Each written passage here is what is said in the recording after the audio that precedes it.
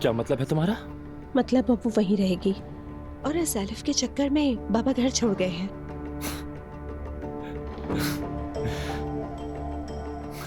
नूर, हम ये क्या बात कर रहे हैं? कसम से मेरा तो दिल चाह रहा है कि चिल्ला चिल्ला कर रोऊं। हम सुकून से रह ही नहीं सकते रोहन। एलिफ का दिमाग खराब है।